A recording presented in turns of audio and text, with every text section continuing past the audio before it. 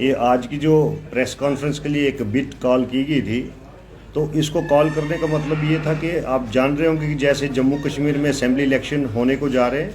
तो उसी तौर पर पिछले दिनों में आपने देखा होगा कि भारतीय जनता पार्टी के कार्यालय में रामबन असेंबली सेगमेंट से हज़ारों की तादाद में भारतीय जनता पार्टी के कर्मठ कार्यकर्ता, चाहे बूथ लेवल की टीम थी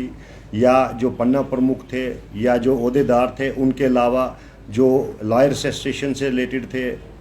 ये यूथ एसोसिएशन था, किसान फेडरेशंस थी और जो रूरल एरियाज़ की एसोसिएशंस थी और सीनियर सिटीजन्स थे, वो सारे यानी कि गए और उन्होंने अपने पक्ष रखा था कि रामबन को एक नुमाइंदगी इस तरह की दी जाए भारतीय जनता पार्टी के तौर पर, ताकि जो वहाँ की यूथ चाहती है, जहाँ के वहाँ के वोटर्स चाहते हैं, वहाँ के सारे कार्यकर्ता चाहते हैं। लेकिन बदकिस्मती इस तरह देखिए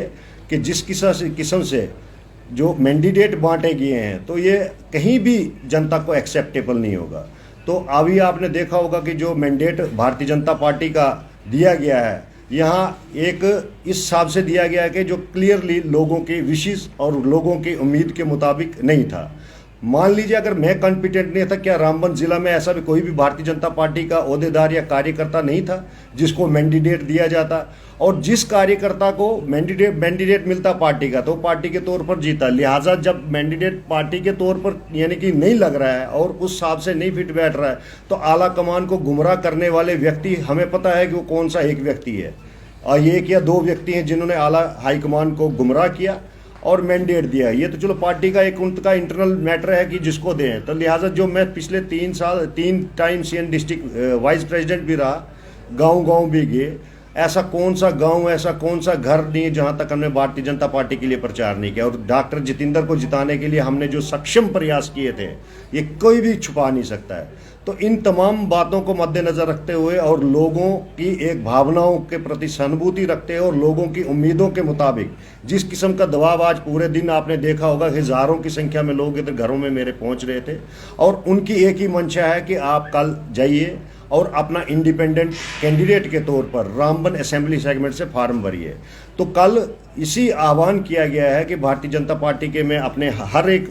जो पोजीशन से पोस्ट है उससे रिज़ाइन कर रहा हूँ और उसको रेजिग्नेशन देता हूँ और रेजिग्नेशन सबमिट करता हूँ। और इसलिए करता हूं कि कल जो लोगों की उम्मीद के मुताबिक आज जिस तरह यानी कि रखी गई थी,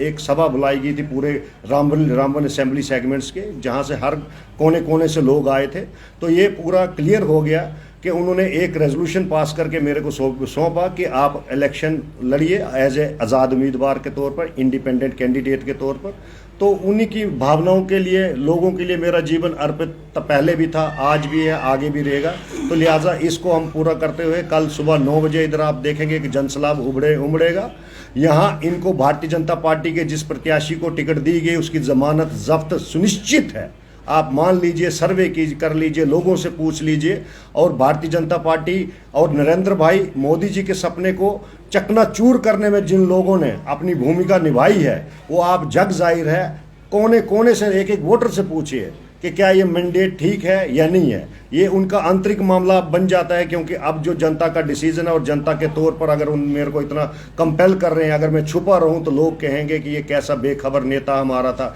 कैसा हमारा भाई था, कैसा हमारा चाहने वाला था जो घर में सो गया महज इसलिए कि मैं इलेक्शन नहीं लड़ना चाहता। अगर हम लोकतंत्र में हैं,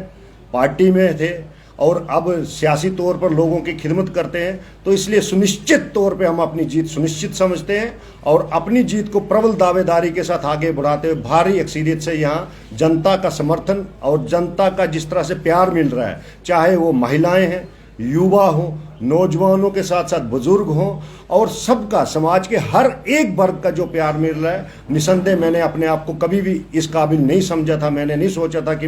लोग इतना मुझे चाहते हैं या इतना मेरे से प्यार करते हैं, इतना लगाव करते हैं। तो उनकी भावनाओं को मैं ठुकरा नहीं सकता, लिहाजा मेरे पास अब कोई ऑप्शन नहीं है। सूरज सिंह परिहार रामबन से इंडिपेंडेंट कैंडिडेट जनता ने उतार दिया है। अब जनता का मुकाबला जन सैलाब का मुकाबला धन सैलाब के साथ होगा।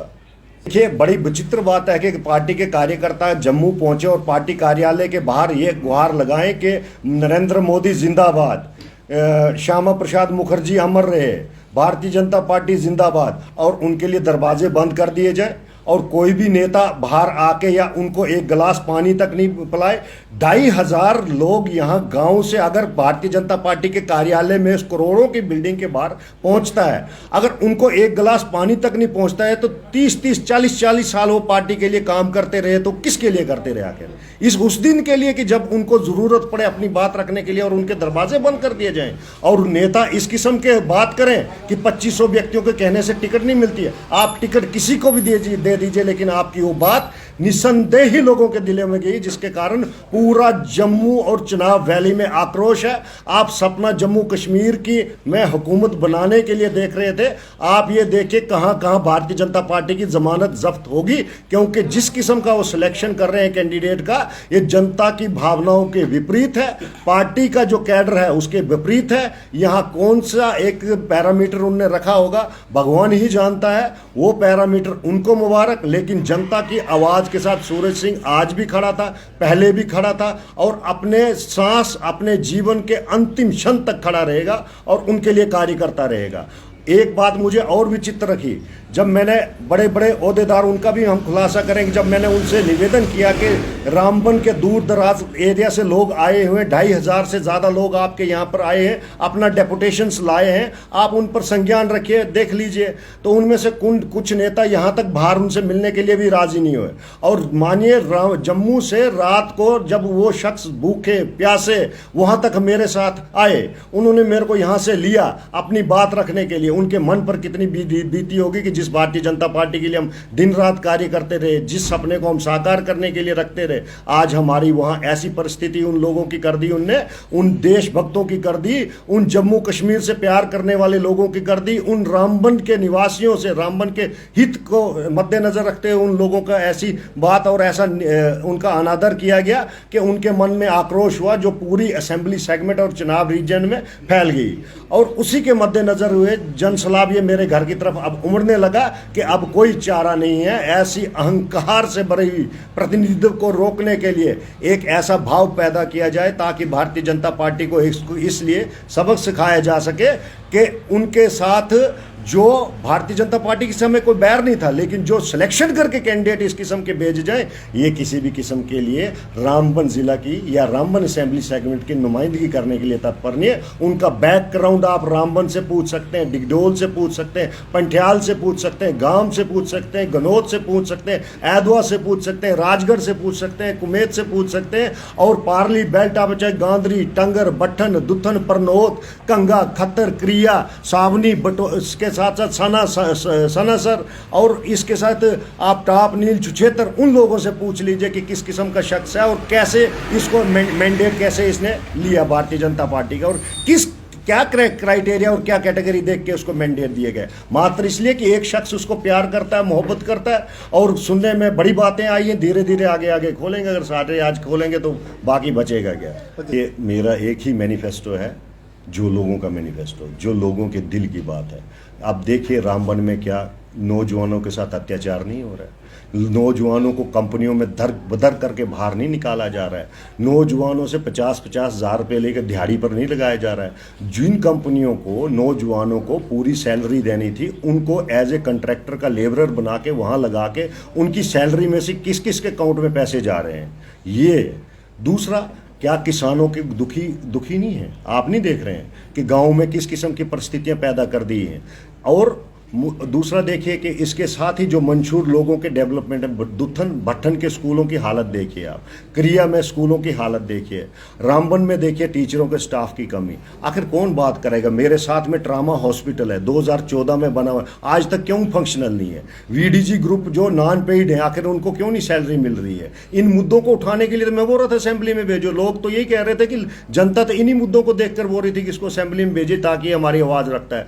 सड़कों की हालत देख लीजिए आप, किसकी बात करते हैं आप? उसके बाद अगर देखिए जो डेवलपमेंट एक पर्सपेक्ट है, उसके हिसाब से जो कार्य हुए, क्या अगर मान लीजिए कोई स्कीम आती है, अगर उस स्कीम में भ्रष्टाचार होता है और उस भ्रष्टाचार के खिलाफ बोलना क्या गुनाह है? कभी नहीं, कोई गुनाह नहीं है उसके खिलाफ बोलना। हमारे लोगों के साथ इंसाफ है, लोगों के साथ वफादारी है और लोगों की बात रखने के लिए एक बात की जाती है। और जो मंशूर लोगों का है वही हमारा मैनिफेस्टो होगा। जो तरक्की के दौर में जो कार्य हुए हैं वो जग जाहिर हैं, वो दिखते हैं। लेकिन रामबन एक ऐसा ज़िला है और ऐसा असेंबली सेगमेंट है जहां ये चारों तरफ से कोई सुनवाई नहीं होती है। जिसकी